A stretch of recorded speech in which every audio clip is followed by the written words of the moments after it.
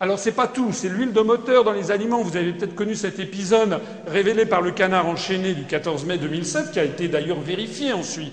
Le 21 avril 2007, le numéro 1 français de la transformation des oléagineux, qui s'appelle Saipol, qui est propriétaire du groupe Le Sieur, a prévenu la répression des fraudes, un service français encore, que l'huile qu'elle avait achetée en Ukraine pour les aliments comportait de l'huile de moteur, une huile minérale dérivée d'hydrocarbures. 2800 tonnes d'huile livrées en France avaient été coupées de 19 tonnes d'huile de moteur, évidemment hautement toxique, hautement cancérogène, etc.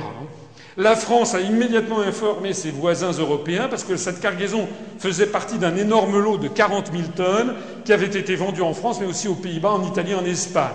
Tout le lot avait été trafiqué. 280 tonnes d'huile de moteur ont été introduites en catimini.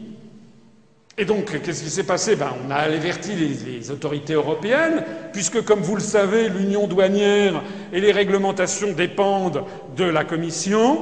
Et quelle a été la décision de la Commission? Le 5 mai 2007, elle a autorisé l'huile de moteur à hauteur de 10% dans les mayonnaises, les plats cuisinés, la vinaigrette industrielle et les conserves à l'huile.